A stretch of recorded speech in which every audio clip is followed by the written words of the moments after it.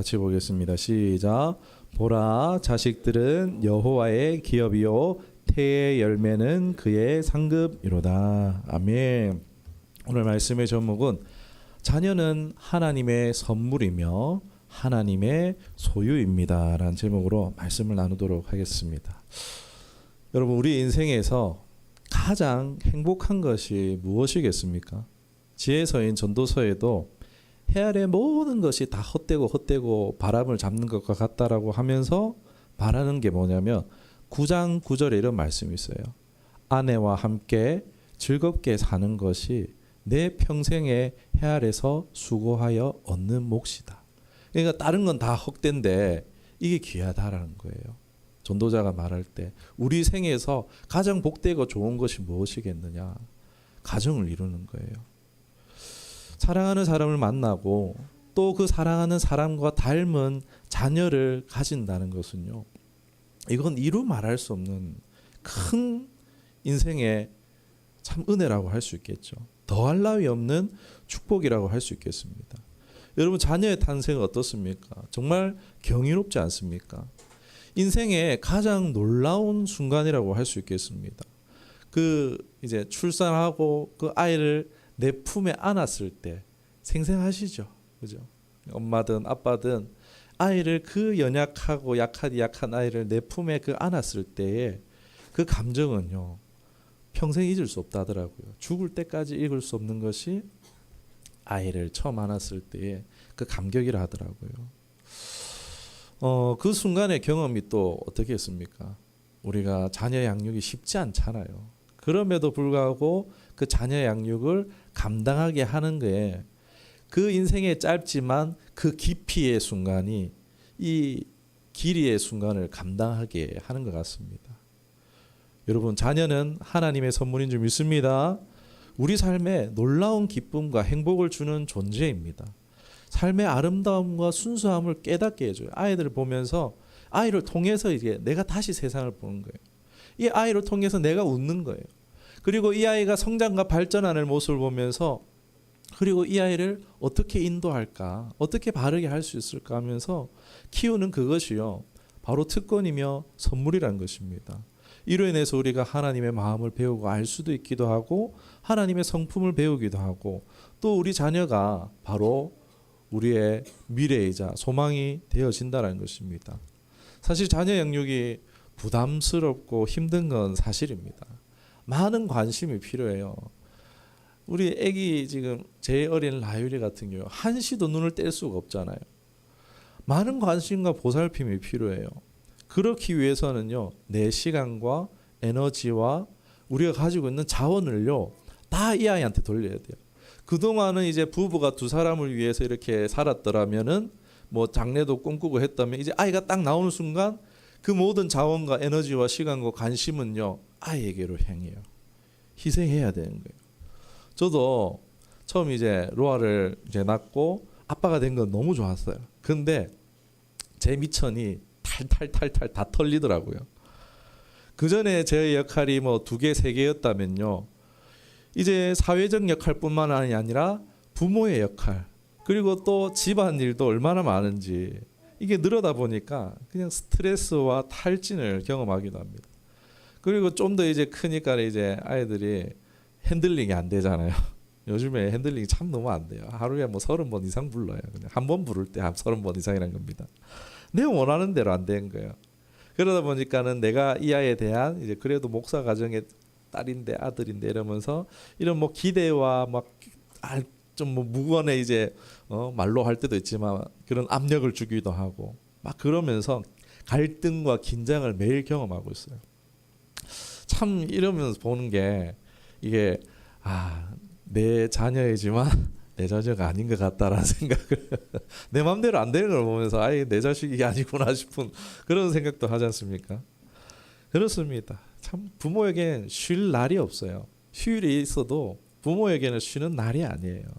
우리 자녀들은 잘 들으시기 바랍니다. 부모는 쉬는 날이 없습니다. 걱정 안 끼쳐드리는 그날이 부모님 쉬는 날이에요. 기쁨이지만 소중하기에 늘 염려가 있습니다. 긴장이 있습니다. 그러나 우리가 그럼에도 잊지 말아야 될 것은 말씀하고 있어요. 태의 열매, 내 자녀는 내가 너에게 주는 상급이야. 내가 너에게 주는 선물이야. 라는 사실을요, 잊지 마시기를 주님의 이름으로 부탁드립니다. 자녀는요, 선물이지 애물단지 이러면 안 됩니다, 여러분. 애물단지 같을 때가 많지만 선물입니다. 그러면서 애물단지 같은 게 열이고 선물 같은 게 하나랄지라도 얘는 선물이야, 선물이야, 선물이야 하면서 그렇게 고백하길 원해요. 그렇게 할 때에 우리의 삶에도 더욱 유익하다는 것입니다. 그냥 이제 조금은 이제 알 것 같아요. 애들 이제 자녀 얼굴만 봐도 배부르다라는 게, 제가 밥은 많이 먹지만 배부르다라는 게 조금은 알 것 같아요. 여러분, 잠언 14장 4절에 소가 없으면 구유는 깨끗하려니와 소의 힘으로 얻는 것이 많으니라. 그렇잖아요. 그런 것처럼 우리 자녀가 있으면요, 손 많이 가죠. 신경 많이 쓰죠. 그런데 오히려 우리가 얻는 게 더 많다라는 거예요. 생각해 보시기 원합니다. 자녀가 있다가 자녀가 없는 세상 살 수 있겠습니까? 말도 안 되죠. 우리의 미래와 장래와 소망이 되어집니다. 우리가 이걸 결코 잊을 수 없죠. 우리에게 영광이 됩니다. 이 자녀는 선물입니다. 사랑의 눈으로 보시기를, 그 처음의 감격을 끝까지 지켜나갈 수 있는 우리가 될 수 있기를 다시 한 번 더 주님의 이름으로 부탁드립니다. 여러분, 자녀에 대한 중요한 관점에 대해서 오늘 좀 말씀드리려고 해요. 교회를 꾸준히 다니시는 분들은 아시겠지만 자녀는 하나님의 자녀라는 거예요. 이건 너무나 우리가 잘 알고 있는 사실이에요. 그런데 내 자녀가 하나님의 자녀가 된다라는 것에 대한 그 의미가 무엇인지를 잘 이해하지 못할 때에 좀 우리가 자녀 양육에 좀 제한적인 부분들이 있을 수 있다는 것입니다. 개념으로는 지식적으로는 이해를 하지만 완전히 사실 파악하는 것이 실상 그렇지 못하죠. 하나님의 이제 자녀, 이제 여기 말씀에서는 여호와의 기업이다라고 표현을 했는데, 출애굽기 11장에 보면은 하나님께서 이제 여기도 나왔죠. 출애굽 장면이 나왔어요. 애굽에서 종되었던 이스라엘 백성들을 데리고 나올 때 이 바로 직전 장면이에요. 어떻게 나왔죠? 그 당시 초강대국이었던 이집트를 뭔가 역전시키고 구출해낼 만한 이런 힘이 사람들에게는 없었죠. 이것을 어떻게 하셨느냐? 하나님이 열 재앙을 통해서 애굽에 계속해서 사인을 줍니다. 내 백성 보내라, 내 백성 보내라. 10번의 사인을 주시는데 그 마지막 재앙이 뭐였죠? 장자의 죽음이었습니다. 죽음의 천사들을 애굽 땅에 보내서 태어난 모든 첫 것들이 죽는 거예요. 끔찍하죠. 그 당시에 이제 다 장자들이겠죠. 장자들이 죽는다는 건요, 기업이 그냥 망하는 거예요. 상속자가 죽는 거고, 이제 왕자가 또 죽는 건요, 그 나라 망하는 거랑 마찬가지인 거예요. 그런 당시에 이제 하나님이 애굽에다가 장자의 죽음이라는 죽음의 천사들을 보내세요. 그런데 이스라엘에게는 특별한 명령을 주시죠. 유월절에 어린 양을 피를 문설주와 임방에 바르게 하시고, 그러므로 말미암아 죽음의 천사가 그걸 보고 넘어가게 하시잖아요.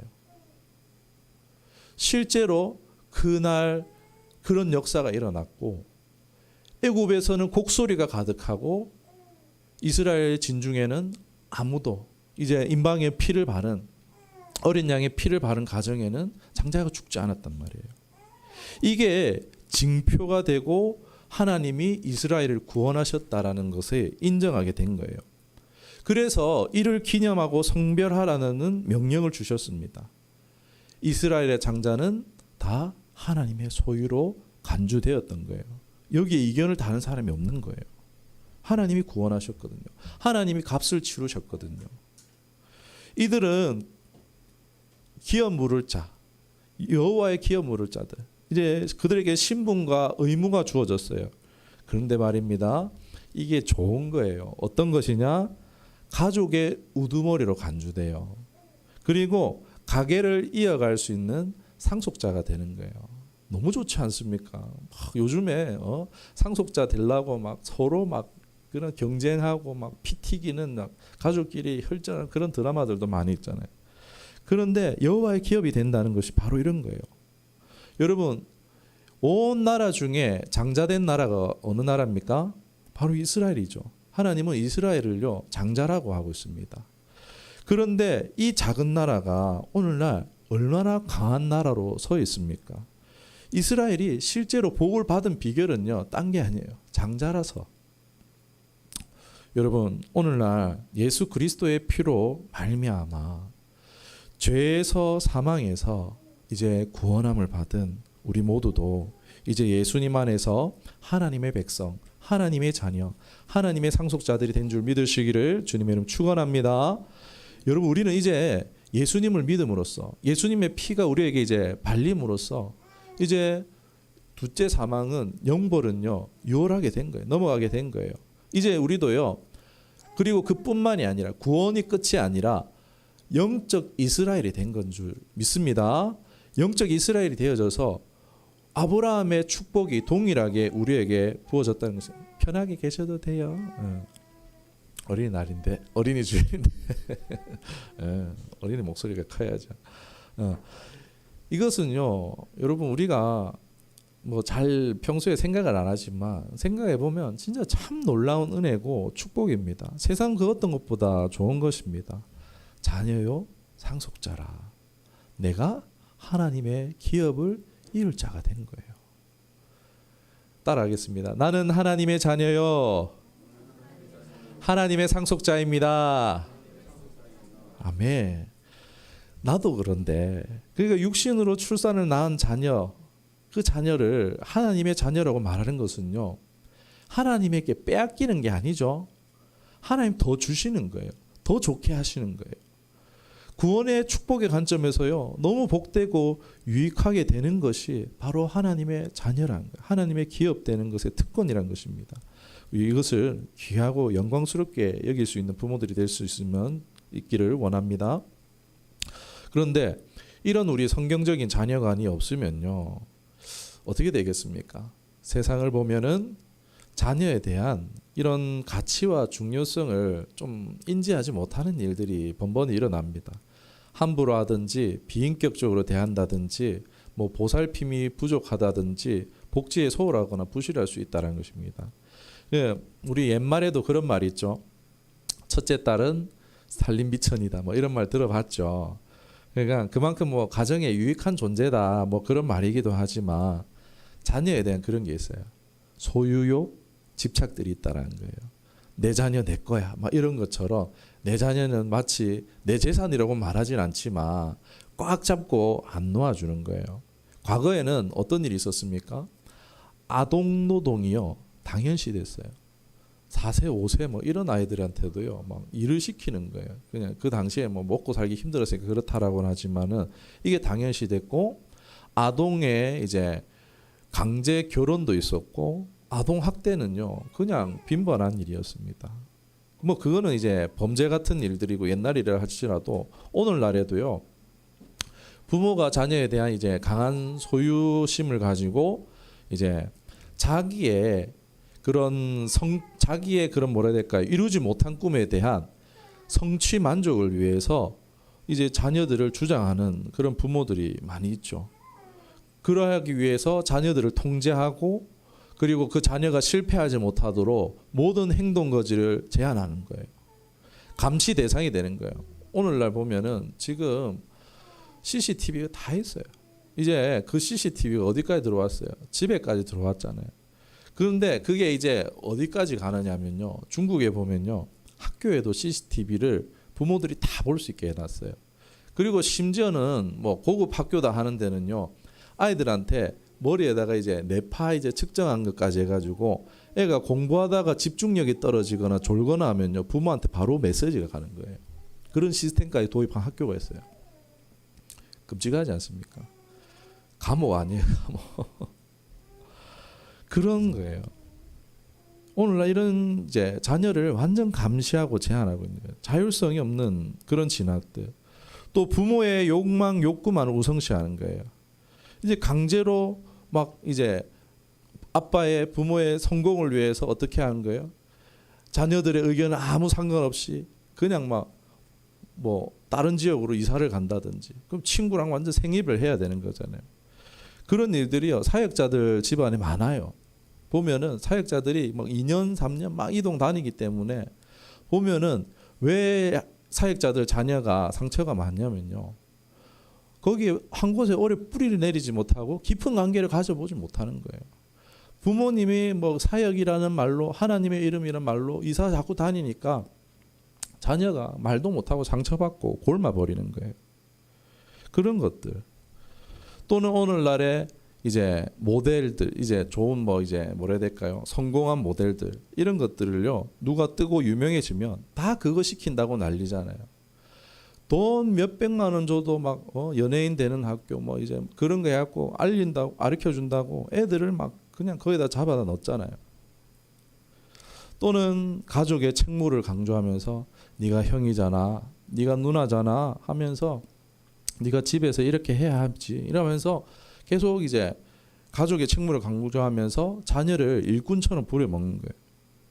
부모의 편리와 권위를 이용해서 요즘 아기들, 아동들 유튜브 얼마나 많습니까? 뭐 인스타 얼마나 많습니까?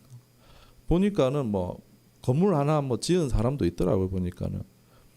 또는 방치, 방임, 무관심, 무책임. 2살 난 아기를 어떻게 해요? 죽 한 그릇 그냥 퍼다 놓고 2박 3일 여행 갔다 왔고 애가 죽은 게 얼마 전에 뉴스에 나왔잖아요. 워터파크 갔다 온다고. 또는 종종 자주 보이죠. 자녀를 내 것처럼 여겨서 내가 사업에서 실패했다고 안 됐다고 아내도 죽이고 자녀들도 같이 죽여버리는 동반자살하는 일들. 이게 다 뭐죠?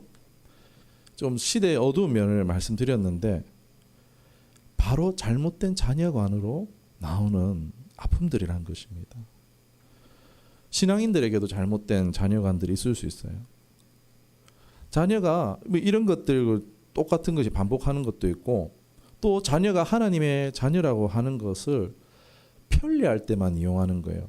그러니까 예를 들어서 아이가 아플 때 하나님 자녀잖아요. 하나님 고쳐보세요. 이럴 때. 또는 뭐 대학 입학이나 성공, 취업을 위해서 하나님 자녀잖아요. 하나님 영광 올려드려야 될 아이 아닙니까? 하나님 좋은 데 들어가게 해주세요. 그러니까 필요할 때에 편리할 때만 하나님의 자녀입니까? 오늘 이 하나님의 자녀다라는 부분에 대해서 오늘 이해가 했으면 좋겠는 것은, 이 하나님의 자녀다는 것이 우리의 정체성이 무엇인가에 대한 근본적인 것이고, 또 이것이 우리가 어떻게 행동해야 될지에 대한 중요한 기준이 된다는 거예요. 자녀는 내가 마음대로 주무를 수 있는 존재가 아니라 나는 대리 부모라는 것입니다. 뭐라고요? 나는 대리 부모입니다. 하나님이 참 부모이시고 나는 대리 부모예요. 자녀를 하나님의 자녀로 양육하는 것이 신앙인의 부모들의 참된 이제 책무라고 할 수가 있겠습니다. 이 성경적인 이런 자녀관이 없을 때 우리는 세상적인 자녀관, 잘못된 양육 태도에 빠질 수가 있다는 거죠. 부모의 이제 우리 기본적인 의무가 있는데 이를 한번 나누고 신앙의 부모의 의무를 좀 나눠봤으면 좋겠는데, 기본적인 부모의 의무가 있어요. 한번 좀 주의 깊게 한번 들어봤으면 좋겠는데, 첫 번째로는요, 기본적인 의식주를 이제 보장하는 거예요. 신체적 안정과 건강을 보장해야 한다. 이것이 첫 번째예요. 뭐라고요? 의식주, 건강과 안전을 보장하는 거예요. 이거 잘 안 되는 부모도 있고 여기에 너무 이제 빠져 있는 경우도 있어요. 두 번째, 아이가 살아갈 수 있도록 교육 및 기술을 전수해야 한다.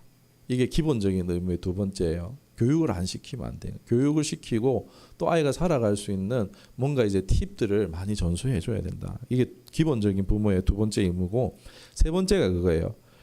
개인이 타인과 협력할 수 있도록 도덕적 가치관, 책임감, 존중 이런 부분도 가르쳐야 된다는 거예요. 오늘날 이게 잘 되고 있는 것 같습니까? 1, 2, 3번. 그런데 그리스도인의 부모들은요, 여기에 더해서 하나가 더 있어요. 그게 뭐냐? 영적인 책임이 하나가 더 있습니다. 기본 의무와 더불어서 자녀의 영적인 성장, 바로 예수님의 제자가 되도록 돕는 부가적인 책임이 있는데, 여러분 사실 그런데 뒤로 갈수록 뭐 처음 것도 당연히 중요하지만 뒤로 갈수록 더 중요해요. 왜냐면요, 하나님께서 우리 자녀를 먹이시고 입히시는 줄 믿으시기를 주님이 축원합니다. 신명기 29장 5절에 이런 말씀이 있어요. 주께서 40년 동안 너희를 광야에서 인도하셨거니와 너희 몸의 옷이 낡아지지 아니하였고 너희 발의 신이 헤어지지 아니하였으며. 광야에서요, 이들은 매일 만나를 먹었어요. 그리고 같은 옷, 같은 신발을 입었어요. 그런데 생각해 보기 원합니다.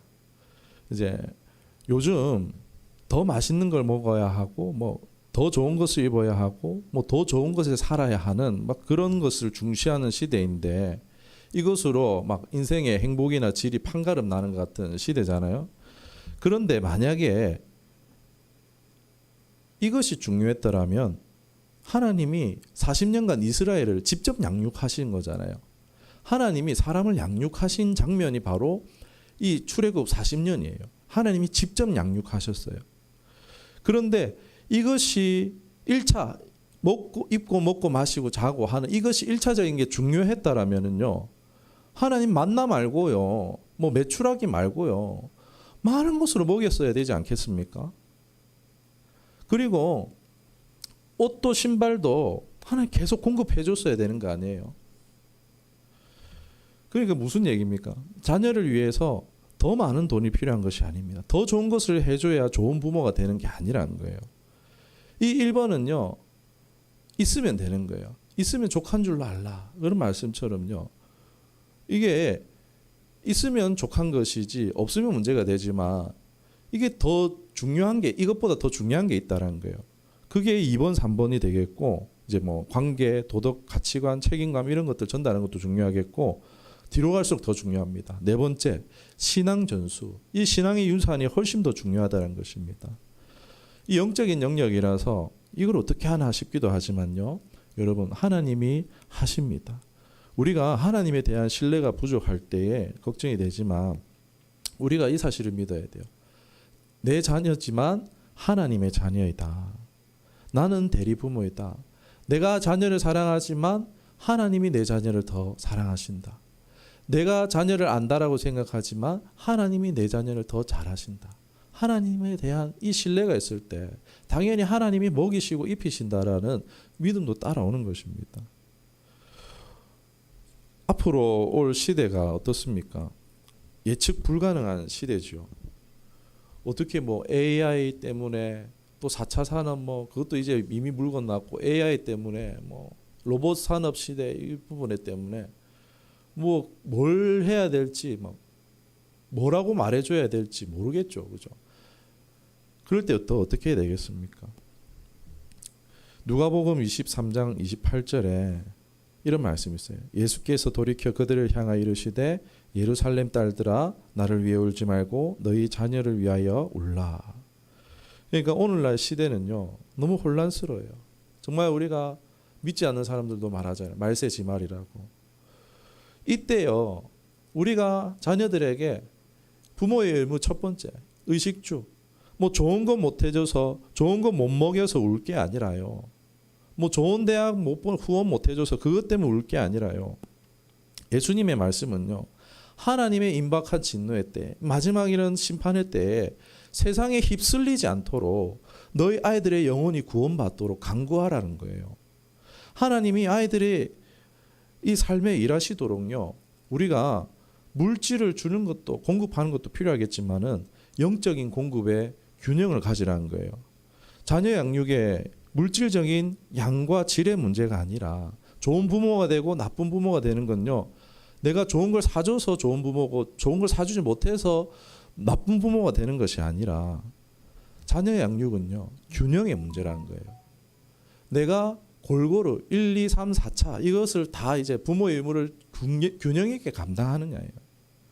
물질을 다 해줘도 균형이 없으면요. 세상 볼 때 좋은 부모일지 몰라도요. 성경적으로 좋은 부모라고 하기는 어렵다는 것입니다.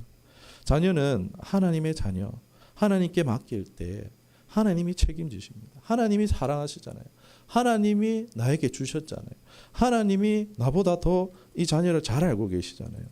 하나님께서 책임지시고 함께 하시고 양육해 주신다는 것입니다. 사람을 붙여주시던 물질을 공급해 주시던 하나님께서 우리 자녀들의 그 모든 것을 아시고 공급하시고 인도하여 주실 것입니다.